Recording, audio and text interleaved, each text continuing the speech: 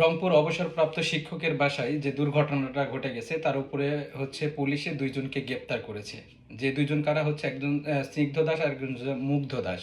এরা দুইজন নৃশংসতা ঘটানোর পরে এরা কি নাকে তেল দিয়ে নাক ডাকায় ঘুম পাড়তে পারে? এক নম্বর প্রশ্ন। আর দুই নম্বর প্রশ্ন, তারা যদি ইয়াবা সেবন করতে যায় তাদের ছাদে যাওয়ার পরে তারা ওই বাড়ির লাইন কেটে দিবে, বিদ্যুতের লাইন কেন কেটে দিবে? আর তিন নম্বর প্রশ্ন হচ্ছে যে দুইজন ব্যক্তি চারজনকে কি এভাবে নৃশংসভাবে শেষ করতে পারে? চার নম্বর প্রশ্ন হচ্ছে যে গ্রামের এলাকার লোকজনের ভাষ্যমতে তারা কখনো কোনো দিন নেশাযুক্ত ছিল না বা তারা দেখে নাই। চার নম্বর প্রশ্ন হচ্ছে যে শার্ট নিয়ে যে কথাটা হচ্ছে যে পুলিশের গায়ে শার্ট ছিল, এটা একটা হতে পারে অন্য একটা বিষয়, কিন্তু শার্ট আলাদা আলাদা থাকতেই পারে। কিন্তু আমার প্রশ্ন আরেকটা আছে, সেটা হচ্ছে গ্রামের অনেকের লোকজনের ভাষ্যমতে তারা নাকি বৃহস্পতিবারের দিনেই 60 থেকে 70 লক্ষ টাকা ব্যাংক থেকে উত্তোলন করে নিয়ে আসে বাড়িতে।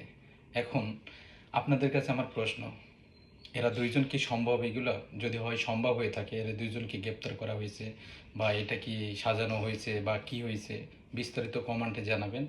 আর একজন মানুষকে, একটা পরিবারকে এভাবে নৃশংসভাবে হত্যা করার পরে তারা নিঃসন্দেহে তারা ঘুমাইতে পারে না নাক ডাকায়।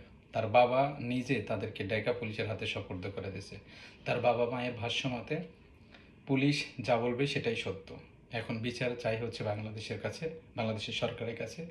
এই স্নিগ্ধর বাবা মা, মুগ্ধের বাবা মা দাস, এখন প্রশ্ন বাংলাদেশের জনগণের কাছে। এটার সুষ্ঠু তদন্ত দাবি করতেছি এবং সুষ্ঠু একটা সুন্দর মনিটরিং দাবি করতেছি বাংলাদেশ প্রশাসনের কাছে। এটার সাথে কে বা কারা জড়িত আছে তাদেরকে দৃষ্টান্তমূলক শাস্তির দাবি জানাচ্ছি। তাদেরকে আইনের আওতায় নিয়ে আসতে হবে। কারণ যদি এরা অপরাধী হয়ে থাকে দুইজন, তাহলে গ্রামবাসী কেন বলল না যে তারা নেশার সাথে যুক্ত আছে?